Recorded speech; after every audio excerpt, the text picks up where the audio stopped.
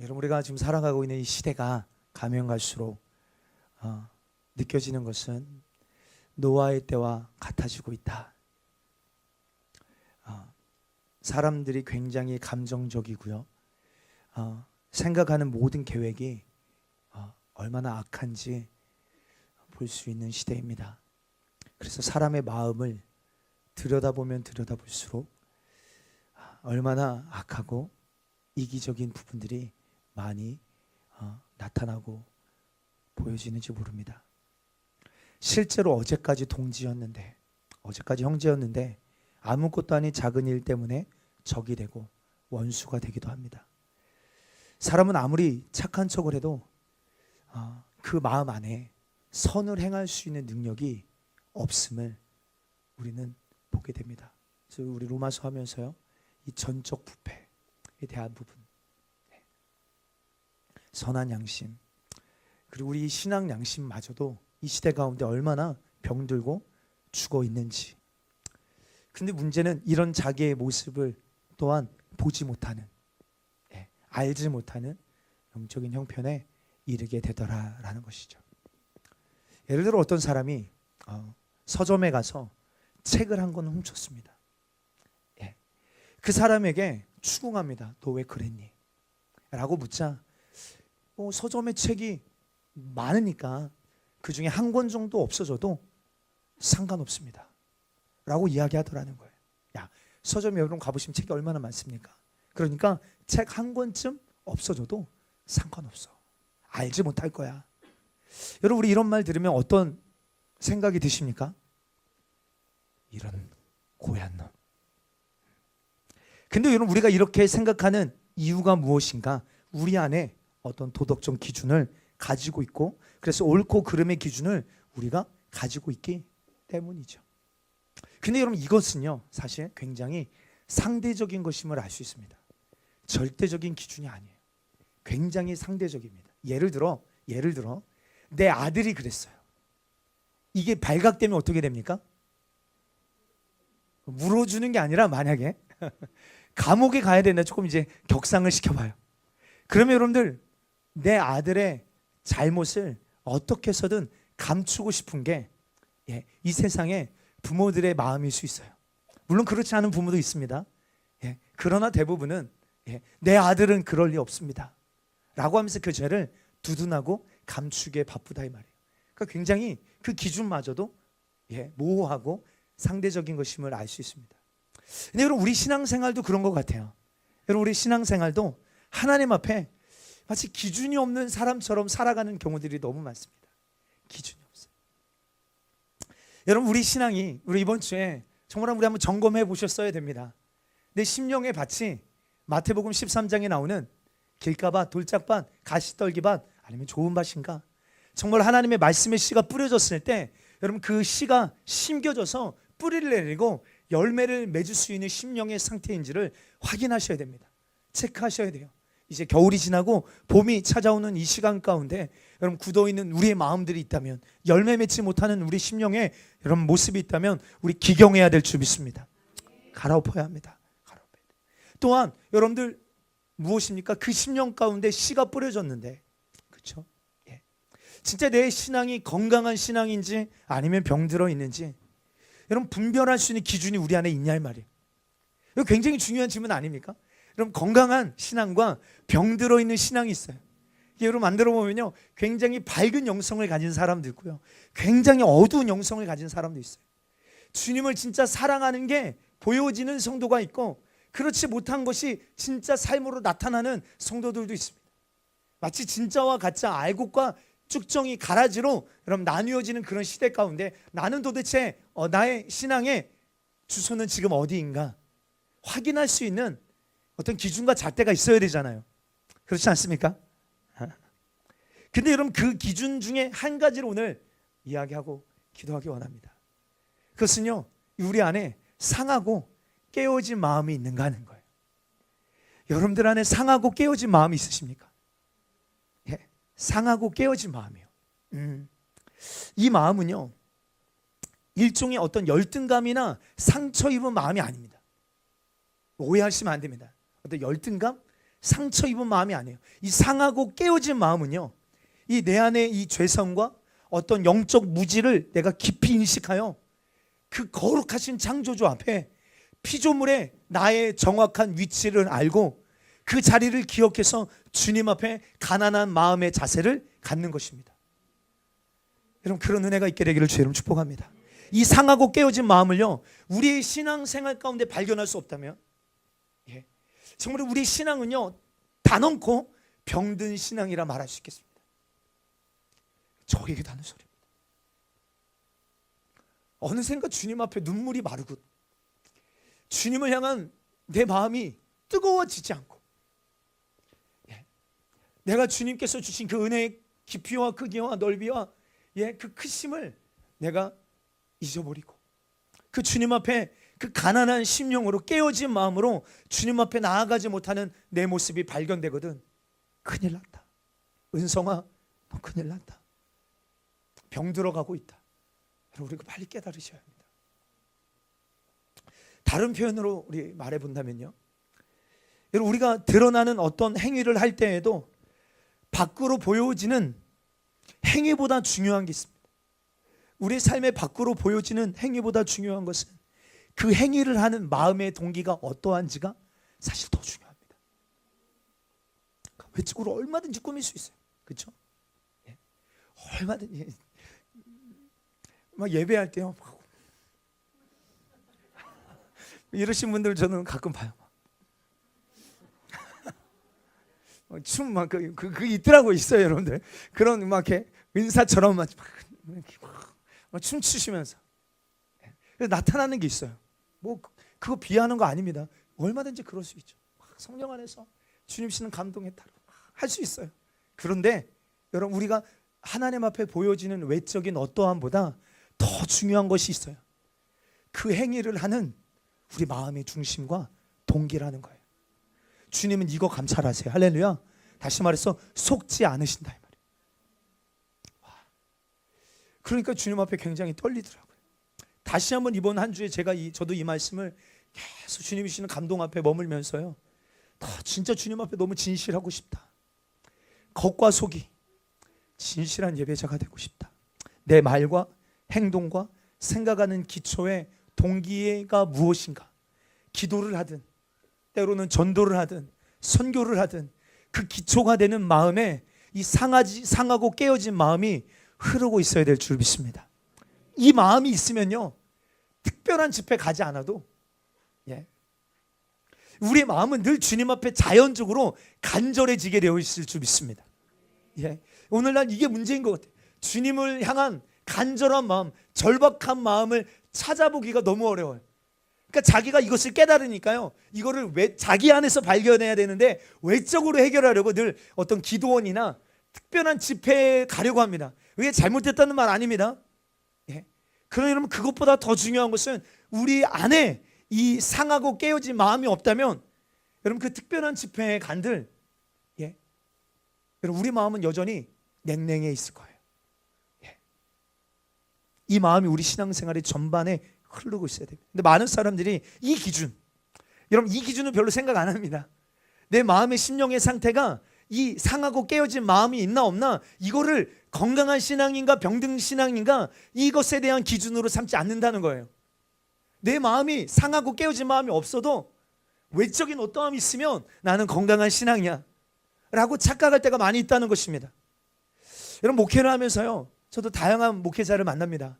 그런데 그들과 교제하면서 느껴지는 것 중에 하나는 이 진짜 상하고 깨어진 마음을 가진 사람들을 발견하기가 쉽지 않다는 거예요. 그들을 판단하는 게 아니라 실제 그렇습니다. 근데 보면요, 실력도 있습니다. 굉장히 탁월합니다. 경험도 있습니다. 사역도 굉장히 크게 합니다. 그런데 주님 앞에 이 가난한 마음으로 살고 싶은 마음이 없다면 이거 문제 아니겠냐 이 말이에요. 목회자도 이게 없다면 문제 아니냐 이 말이에요. 이거 엄청난 사역하면 뭐합니까? 주님 앞에 이 상하고 깨어진 마음이 없는데, 그러니까요, 뭐예요? 자신만만합니다.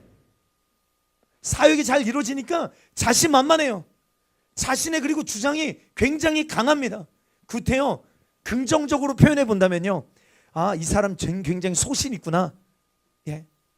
여러분들 그렇게 생각해 볼 수도 있겠지만 우리가 하나님의 뜻이라고 하는 모든 일들 속에 항상 모든 것이 주님의 은혜이며 내 안에 복음의 빚진 자로서의 마음 있으십니까? 정말 바울 안에 이 평생에 이거 빼앗기지 않았거든요. 예수님 만나고 복음의 이 빚진 자의 마음, 야, 나는 은혜 아니면 나는 살아갈 수 없다.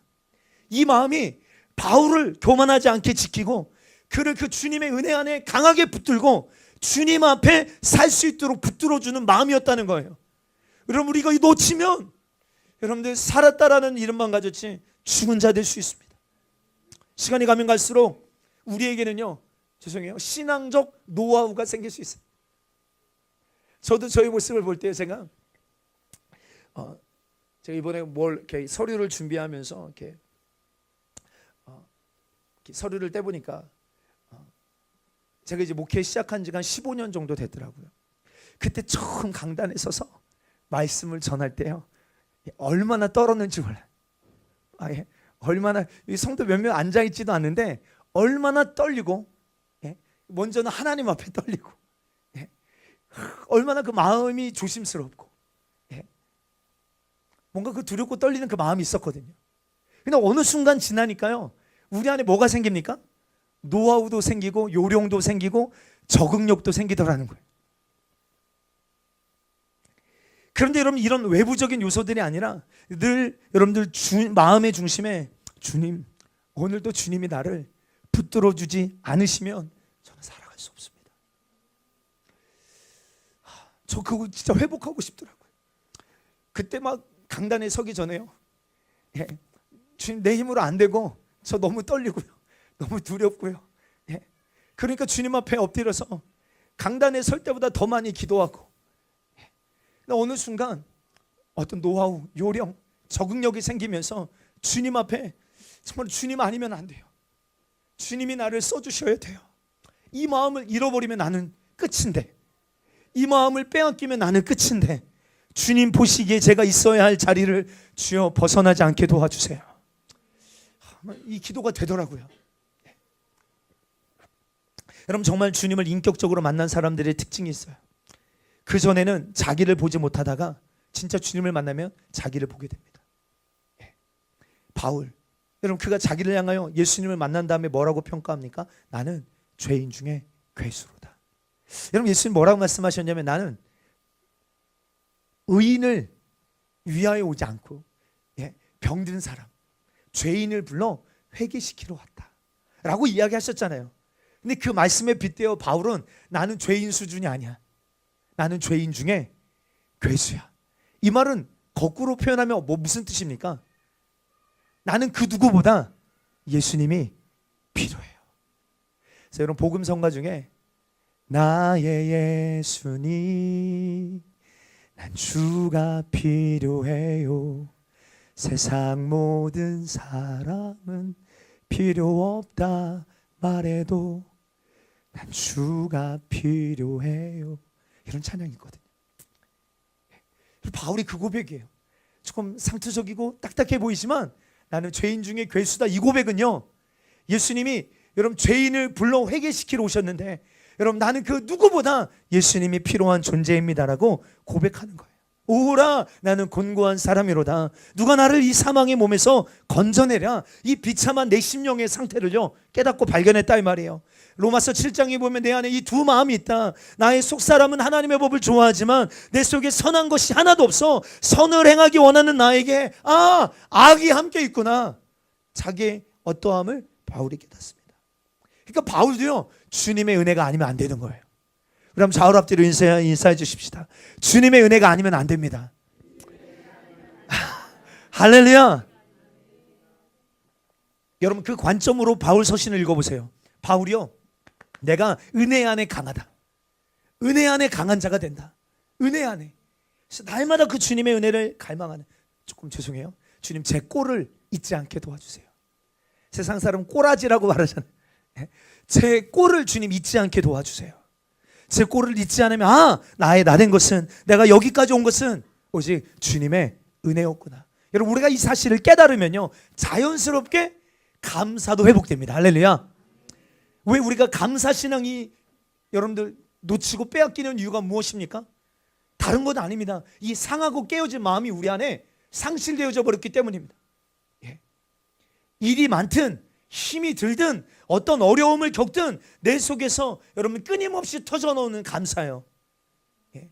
오늘 이 상하고 깨어진 마음 가지고 나의 꼴을 알고, 그런데 나에게 주님이 베푸신 원수 되었을 때, 죄인 되었을 때 우리를 향하신 하나님의 크신 사랑을 알게 해요. 감사가 나오지 않을 수 없다 이 말이에요. 고린도전서 15장 10절이 이렇게 말합니다. 그러나 내가 나된 것은 하나님의 은혜로 된 것이니 내게 주신 그의 은혜가 헛되지 아니하며 내가 모든 사도보다 더 많이 수고하였으나 내가 한 것 아니요 오직 나와 함께 하신 하나님의 은혜로다. 오늘 우리 승리하는 교회 모든 성도들이요, 우리 안에 이 훈련이 있게 되기를 주의 이름으로 축복하고요, 이 시선이요, 이 관점을 절대로 주님 오시는 그날까지 놓치지 않게 되시길 주의 이름으로 축복합니다. 우리 아무리 많은 지식 알아도요, 이 마음, 이 중심, 이 태도 주님 앞에 놓치면 우리 껍데기 되고요, 예, 여러분 우리 가짜가 되고요, 죽은 자가 되고 맙니다. 주님 앞에 이 마음이요, 이 마음. 그렇게 적용해 보면요, 우리가 신앙생활 하다가 성도 간의 대화 속에 자주 듣게 되는 말 중에 하나는 나 상처받았어, 나 시험 들었어. 우리 이런 얘기 자주 듣거든요. 많이 듣습니다. 근데 어떤 사람, 제가 지금 생각해 보니까 중학교 때부터 제가 지금까지도 주보를 만들고 있어요.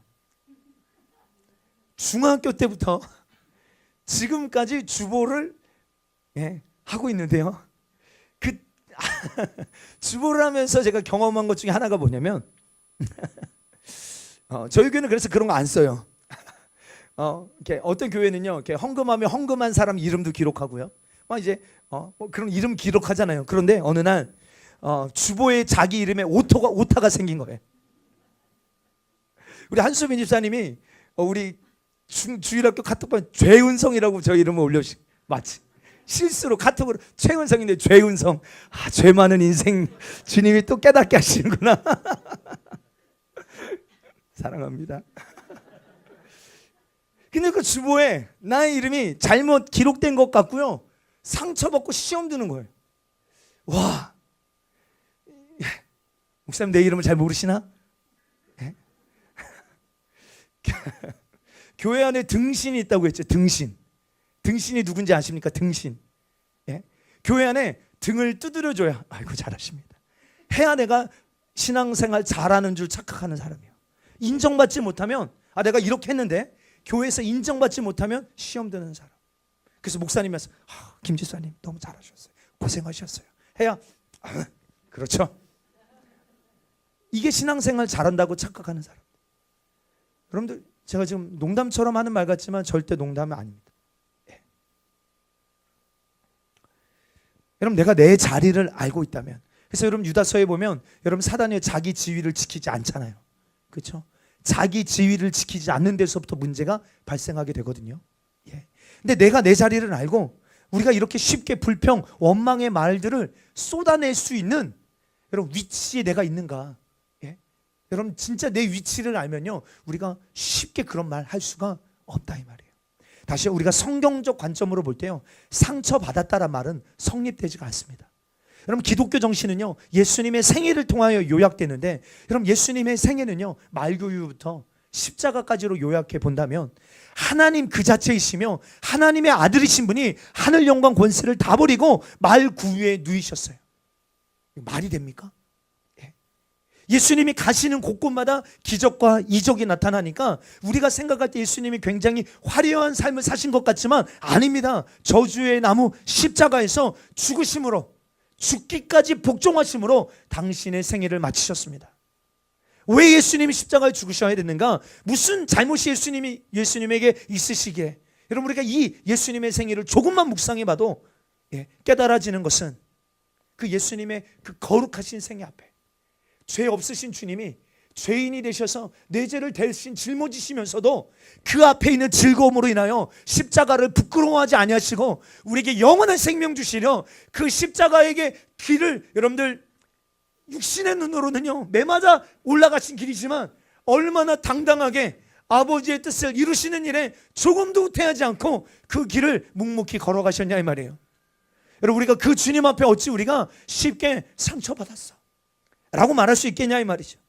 여러분, 이것은 뭐예요? 우리가 은혜를 잃어버리고 받은 사랑을 잃어버렸기 때문에, 그 상하고 깨어진 마음을 우리가 빼앗겼기 때문에 예수님께서 우리에게 그 모든 것을 내어주시면서까지 사랑하신 그 크심을 우리가 받았음에도 불구하고 우리는 자존심 하나 상하면 가만히 있지를 못합니다. 그렇죠? 자존심 하나 때문에 우리는 가만히 견디지를 못합니다. 울렁거리죠. 분노합니다. 다 저에게 하는 소리입니다. 우리가 무엇을 하든 오늘 말씀의 핵심은 이거예요.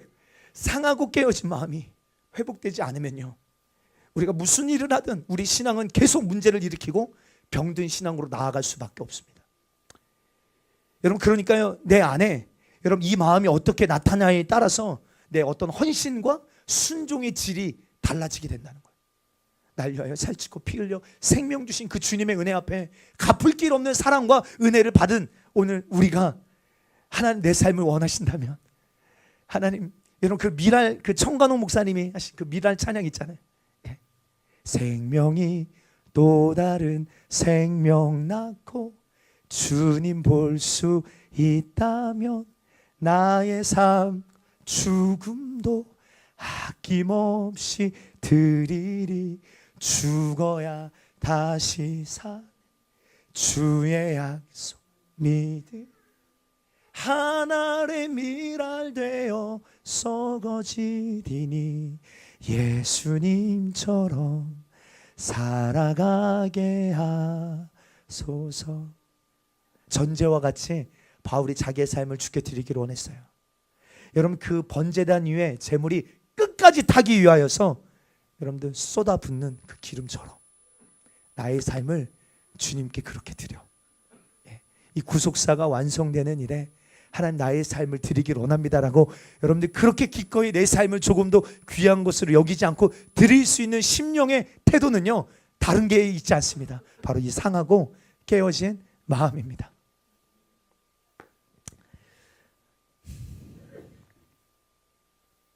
여러분, 왜냐면요, 우리 이거 없으면요 정말 이번 주에 제가 주일날 말씀 선포해 놓고 그 말씀이 제 심령과 얼마나 무겁게, 그러니까 무겁다는 말이요, 뭐 율법적이라는 말이 아니라 진짜 크게 제 마음에 저에게 다가오는 거예요. 진짜 내 속에 깨어지고 상한 마음이 없다면 우리는 얼마든지 그런 척하며 살 수 있겠구나. 척 아세요? 그런 척 박사 아세요? 척 박사. 영적인 화장술이 뛰어난 사람들 있습니다. 여러분, 요즘 화장술이 얼마나 뛰어난지 가끔 전 보기 싫은데 막 유튜브에 그런 게 떠요. 막 중국 사람인데 얼굴이 되게 무섭게 생기신 분인데 1분만 지나면 미스 코리아가 돼 있어. 화장술. 그런데 영적인 화장술도 있습니다. 그런 척하다 보면요, 나중에 자기가 정말로 주님 앞에 그렇게 진실한 줄 스스로 속습니다. 자기 기만. 우리가 영적인 말을 한다고 해서 여러분 우리가 영적인 사람인가? 아니요. 이건 별개의 문제입니다. 여러분, 복음을 가르친다고 해서 내가 정말 복음에 합당한 삶을 살고 있는가? 아니요. 이거 별개의 삶이에요. 여러분들 자신의 마음은 하나님 앞에 너무너무 교만한데, 지금 겉으로는 겸손한 척, 속으로는 사람들을 정죄하고 비판하고 판단하면서 겉으로는 겸손한 척 할 수 있습니다. 그러니까 어느 순간 우리 신앙이요, 하나님 앞에 쇼가 될 수 있어요. 연기가 될 수 있다고요. 오늘 본문의 바울은 어떤 사람이었습니까? 히브리인 중에 히브리인, 율법에 대하여 흠이 없고 가말리엘의 수제자입니다. 그런 그가 바라볼 때 예수님을 추종하는 자들은요 다 이단아들이에요. 그러다가 다메섹에서 예수님을 만나게 됩니다. 자기 같은 의인이 없다라고 스스로 생각했었는데 다메섹에서 부활하신 예수님의 빛 가운데 예수님을 만나자 이제는 누군가의 도움 없이는 살 수가 없는 가난한 마음, 절박한 마음, 영적인 파산된 마음을 여기서 배웁니다. 이 9장에서요. 여러분들 사울의 인생에서 사도행전 9장은 너무너무 중요합니다. 예수님께서 아나니아에게 바울에게로 가라 말씀하시면서 뭐라고 말씀하세요? 그가 기도하는 중이라. 저는요 바울이 진짜 기도하고 있었다고 믿어요. 진짜 기도예요. 진짜 기도. 상하고 깨어진 마음의 진짜 기도가 바울 안에 지금 터져 나오고 있는 시간입니다. 예. 바울이 이때 어떤 기도했을까요? 그러니까 바울 사도에게 물어보고 싶은 게 많아요. 사도행전 16장에서 그 빌립보 감옥에서 도대체 무슨 찬양했는지, 근데 이때 무슨 기도했는지도 궁금한 거예요. 어떤 기도했지 이때? 바울이 자기가 가지고 있는 현란한 지식을 가지고 논리적인 기도를 했을까? 절대 아닙니다. 아마 비통한 마음을 가졌을 거예요. 자기의 꼴을 알았어요. 자기의 위치를 정확하게 알았어요. 나는 굉장히 의인인 줄 알았는데 예수님을 만나고 보니까 내 꼬라지가 어떤지가 정확하게 판단되어졌어요. 그러니까 얼마나 그의 심령 가운데 비통함을 가지고 쓰러지며 울며 애통해하며 통곡하며 주님을 찾았을까요? 네, 나를 용서해달라. 내가 주님 앞에 잘못했습니다. 사흘 밤낮을 그렇게 애통해하며 눈물로 밤을 지새웠을 것입니다. 이렇게 깨어진 그 자리에, 깨어진 그 마음에 빛이 들어가고, 여러분 그러니까 그의 인생에 주님이 일하시기 시작하더라는 거예요. 사무엘상 1장을 보면요, 한나가 아기를 갖지 못합니다. 근데 그 이유를 성경은 이렇게 말해요. 그러나 여호와께서 그에게 임신하지 못하게 하셨다. 그러니까 여러분 이 시간들을 통하여 하나님이 지금 태문을 막고 계시는 거잖아요. 그러니까 한나는 이 시간을 통하여 뭘 배우는 것입니까? 상하고 깨어진 마음을 배우는 시간이에요. 여러분 우리 이거 배워야 될 때 배워야 될 줄 믿습니다. 예. 하나님 이거 지금 이거 과목이야. 주님 이거 우리에게 지금 가르치기를 원하셔서 한나에게 태문을 막으신 거예요. 상하고 깨어진 마음으로 주님 앞에 나오기를 원하셔서, 예, 배웁니다.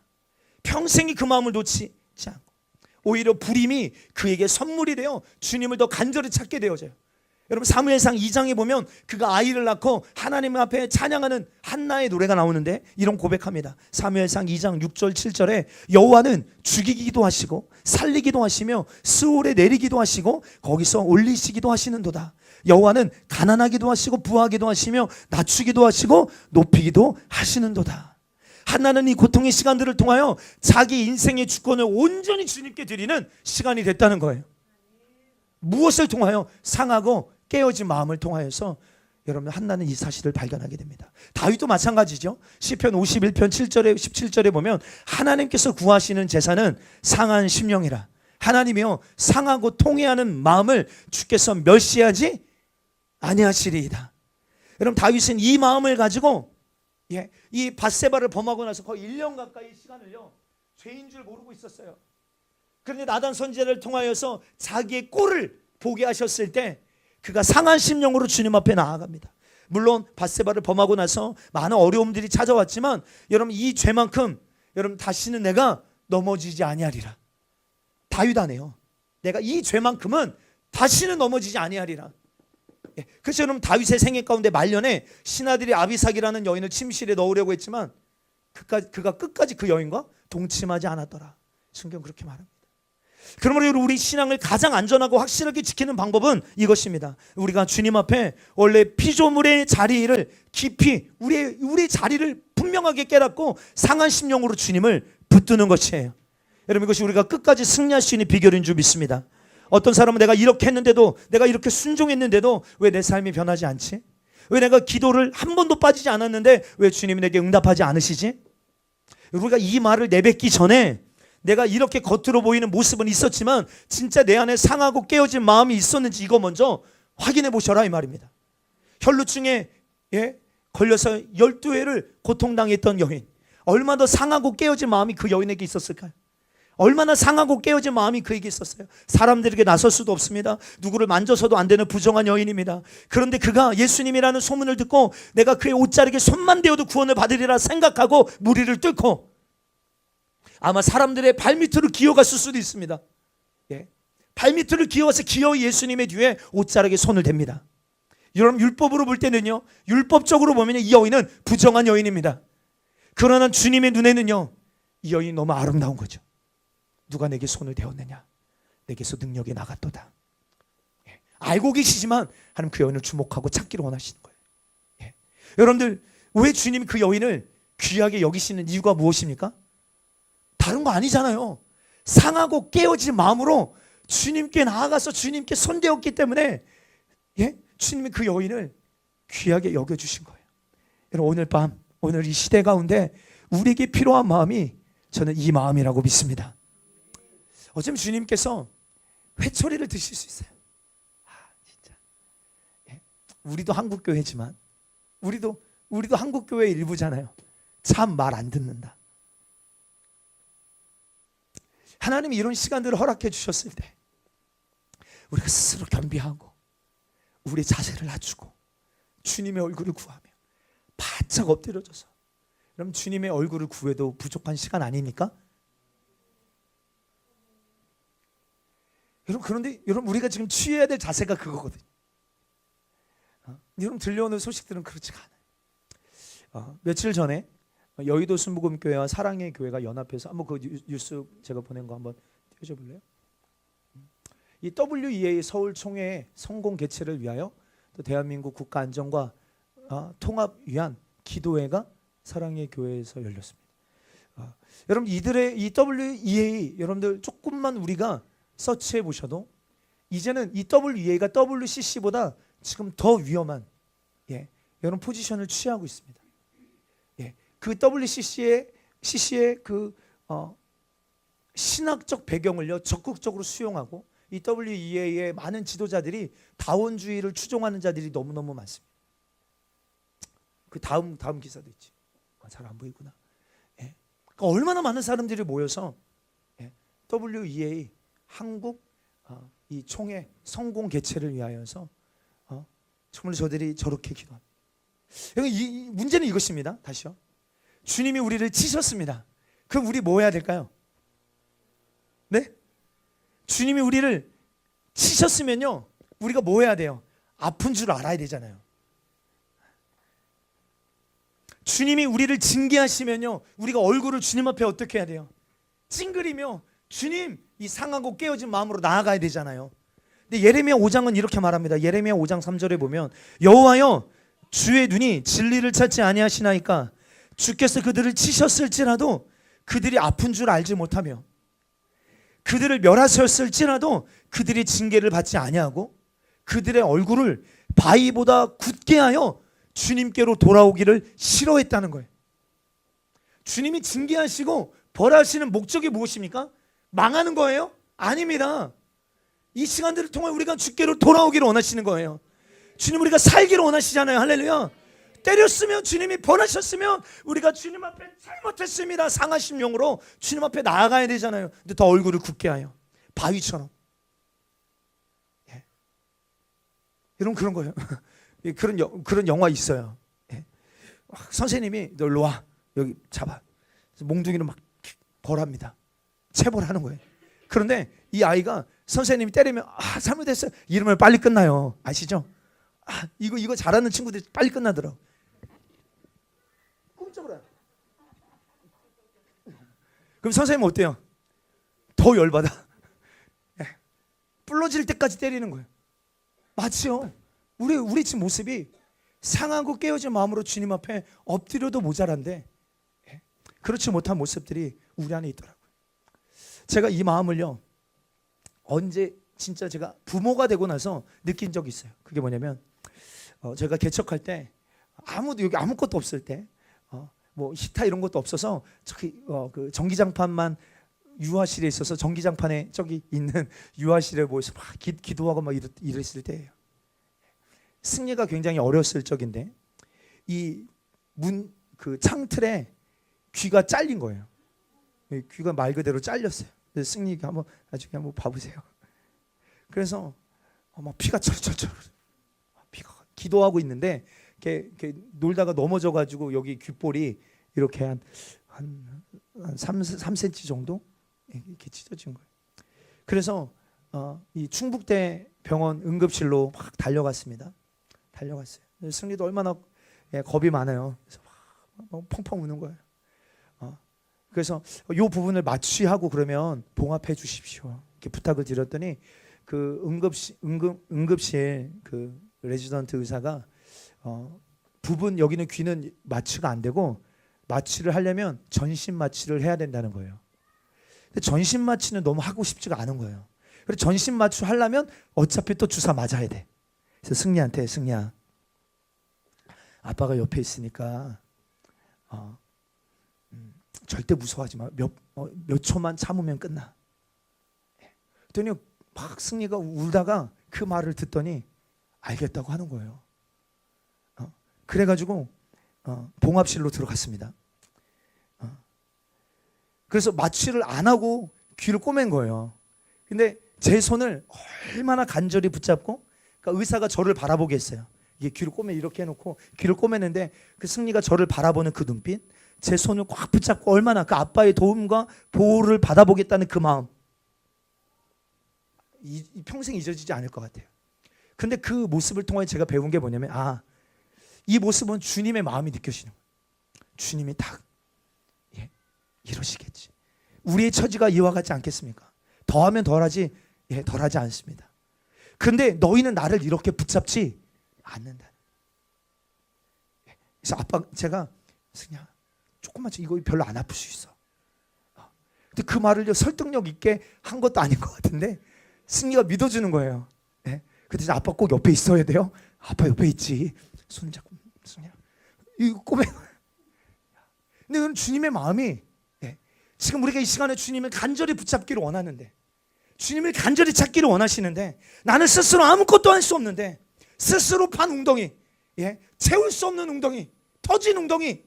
근데 우리는 생수의 근원 대신 주님을 버리고 그 상하고 가난한 마음으로 주님을 찾지 않는다면 앞으로 다가올 시간들을 우리는 절대 이겨낼 수 없습니다. 저는 100% 믿습니다.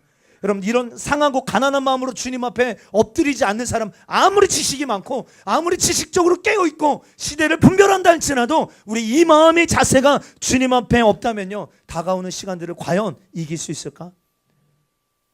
저는 장담할 수 없을 것 같습니다. 여러분, 자기 아이가 넘어져서 우는데 달려가지 않을 부모가 어디 있겠어요?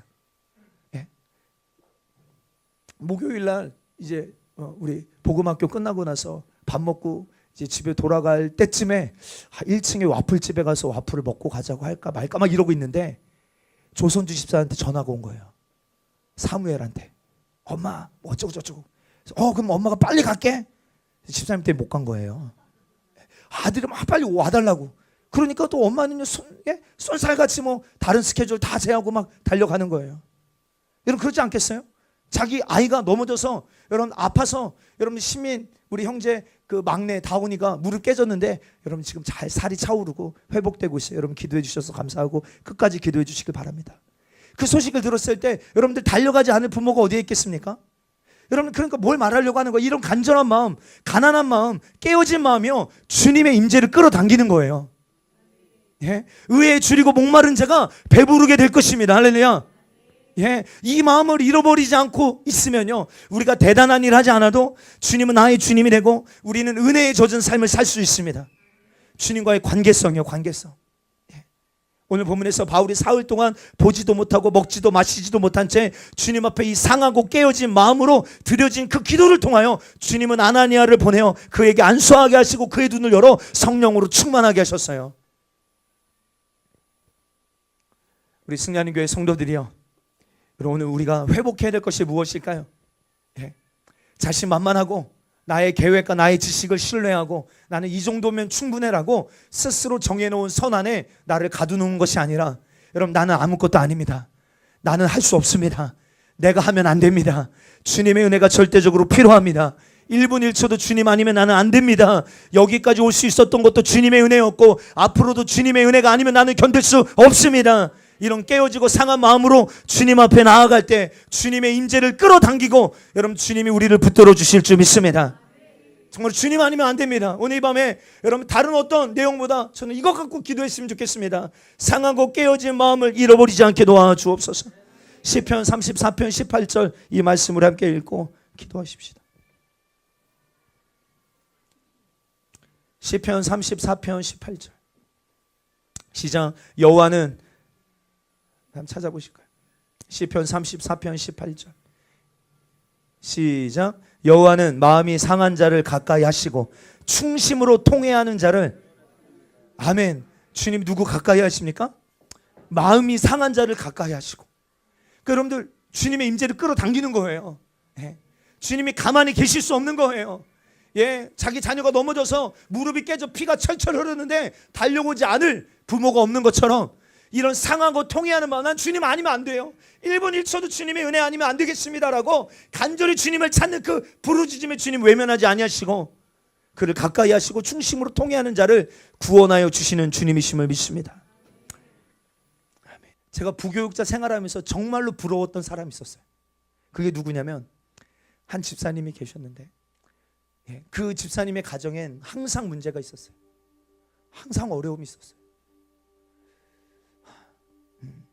핍박이 있었거든요. 그래서 예배 때마다 눈물이 마르지가 않는 거예요. 예배 때마다 눈물이 마르지 않고 주님을 향한 그 간절히 부르짖는 소리가 아직도 들려요. 근데 반대로 건강해요. 문제도 없어요. 감사할 조건이 많아요. 근데 예배에 집중하지 못하고 정말 주님 앞에 엎드리는 자리에 나오지 않고 주님을 그 가난한 마음으로 찾지 않는 한 사람과 문제와 상황이 가득한 것 같지만 그 처절한 상황 속에서도 늘 울며 주님 앞에 부르짖는 한 사람이 있었어요. 여러분, 누가 불쌍한 사람일까요? 주님은 마음이 상한 자를 가까이 하시고 충심으로 통회하는 자를 구원하여 주시는 줄 믿습니다. 우리 승리하는 교회 성도들 다 그렇게 만들어졌으면 좋겠어요. 할렐루야. 다 그렇게 만들어졌으면 좋겠어요. 이 말이 핍박 있어라 이 말이 아니에요. 주님을 향한 우리의 마음이요, 가난할 때나 부할 때나.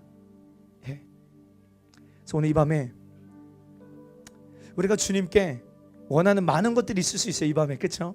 그러나 건강일 수도 있고 사람과의 관계일 수도 있고 물질일 수도 있고 자식 문제일 수도 있고 또 나라와 민족의 이 어려운 시간들에 대한 기도 제목일 수도 있어요. 그러나 그것보다 우리가 먼저 구해야 될 것은 주님, 나를 깨트려 주시옵소서. 주님 아니면 1분 1초도 살 수 없는 나를 하나님 보게 하여 주시옵소서. 주님은 당신의 몸을 찢으며 피를 쏟으며 우리를 구원하시고 생명 주셨는데 하나님, 우리 그 구원의 은혜 다 잃어버려서 자존심 조금만 상하면 혈기가 올라오고 내 뜻과 조금만 맞지 않으면 견디지를 못합니다. 스스로 다 된 줄 여기고 교묘한 교만에 빠져서 우리가 남들을 판단하고 비난하기에 바쁘지 여전히 내 안에 얼마나 죄가 많은지, 또 내가 어떻게 구원의 은혜를 받았으며 이제 내가 무엇을 위하여 어떻게 살아야 될지 다 잃어버린 채 냉랭해진 우리 심령의 상태를 주여 보게 하여 주시옵소서. 주님, 머릿속에 담겨있는 지식의 양에 의존하지 않게 하여 주시옵시고 우리의 중심이 주님을 붙드는 진실함이 회복되게 도와 주시옵소서. 주님, 나를 깨트려 주셔서 상회하고 통회하는 그 가난한 마음을 오늘 이 밤에 주님 우리에게 회복시켜 달라고 우리 다같이 한번 두 손 높이 들고 간절하고 진실한 부르짖음으로 우리 주여 삼창하고 함께 기도하겠습니다.